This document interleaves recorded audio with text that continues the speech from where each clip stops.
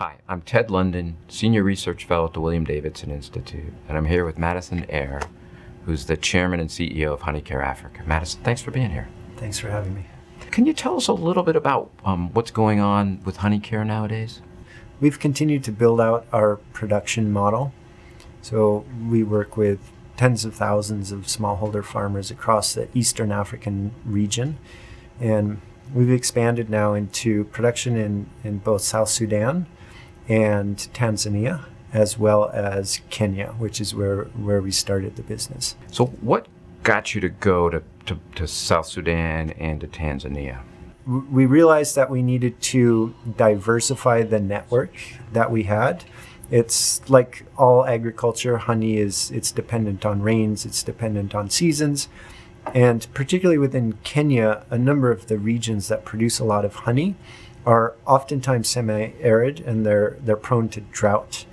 And so for the consistency of our own supply through our network, we needed to expand and have a more diversified approach. So that's where South Sudan came in.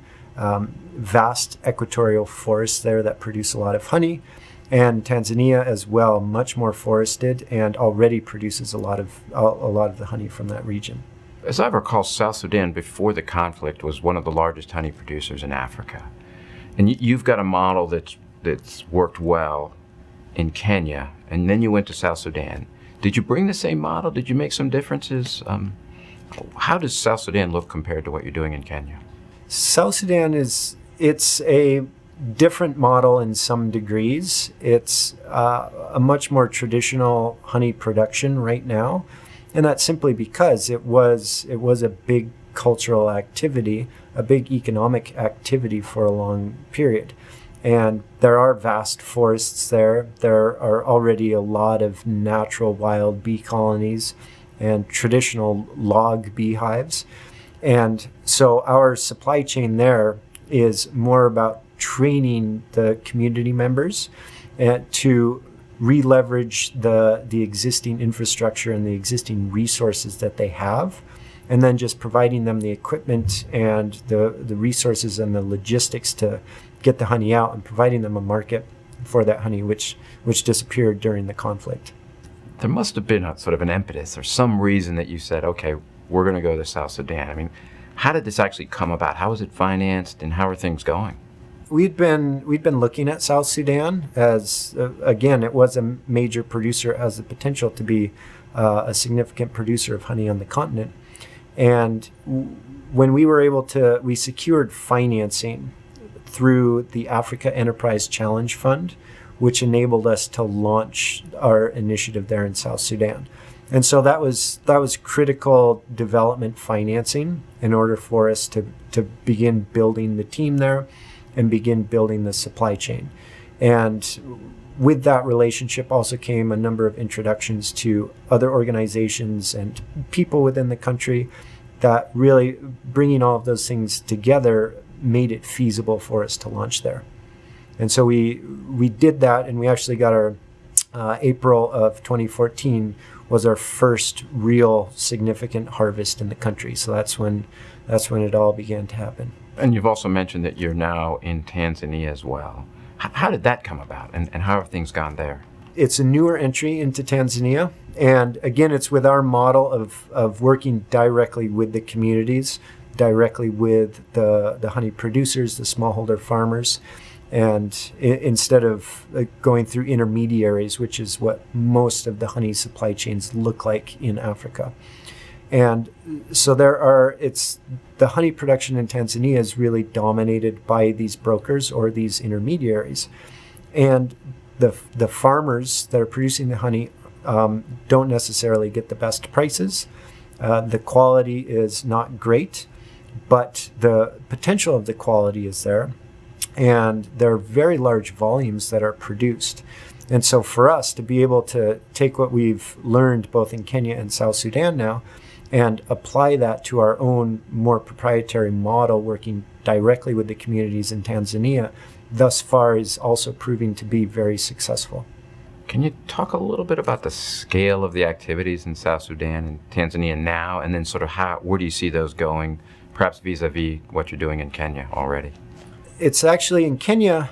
Our timing has been good this year because in Kenya, there have been droughts in a couple of key regions where we generally source a lot of honey. So West Pokot and Baringo, and we didn't get nearly as much honey as we have in the past from these areas.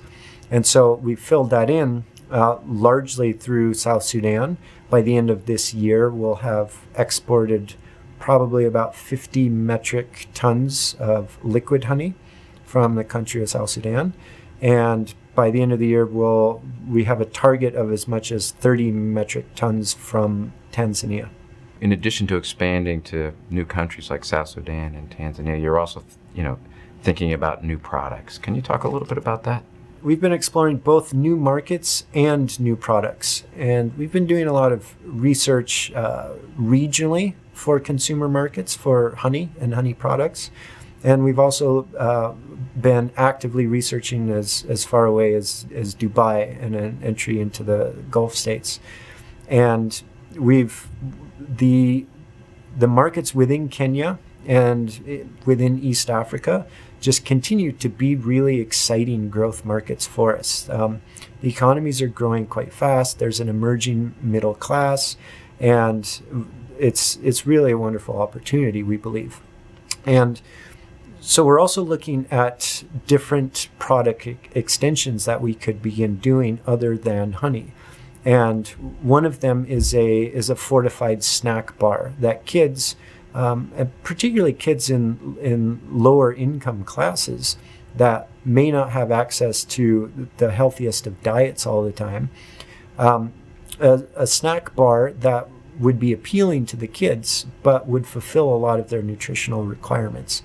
And we're looking at distributing that not as a charitable thing, but as a commercial market retail product. And so we've been doing a lot of research that we continue to be encouraged by. Are you doing that alone, or are you doing that in partnership with any organizations? We've been working with a few partners, the most prominent of which recently is Nestle. And just in October, we were thrilled to be the winners of Nestle's Creating Shared Value Prize for 2014.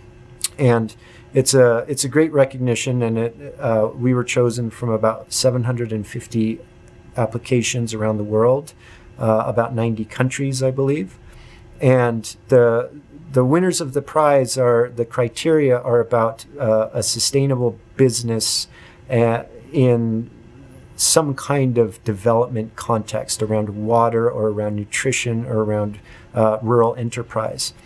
And so this was a great award that we won, but more importantly is the potential to work with Nestle in terms of distribution of our products and in terms of this product development and the research, and be able to access some of Nestle's resources that they have in food science and nutrition, and a lot of these capabilities that we don't necessarily have, but that would be necessary to really produce a kind of product like that would work for the market. And what's the connection with this product and your business in honey?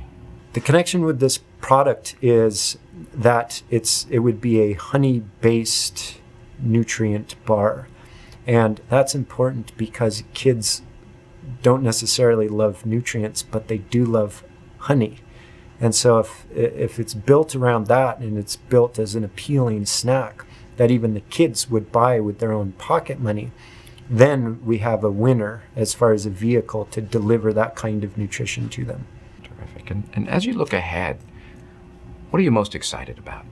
I think what I'm most excited about is how our honey care team has developed in recent years.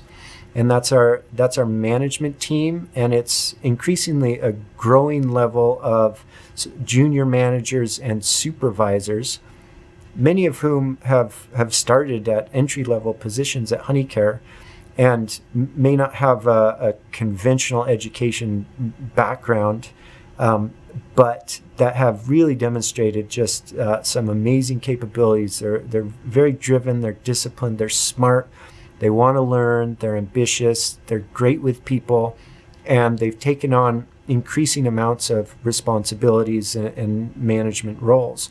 And this is happening with our groups in Nairobi, with our groups in the field in Kenya, with our team in South Sudan. And so I'm more and more encouraged and excited as they take more responsibility for things, just what we're really going to be able to accomplish. Sounds terrific. Madison, thanks for taking the time to talk. Thanks for having me again.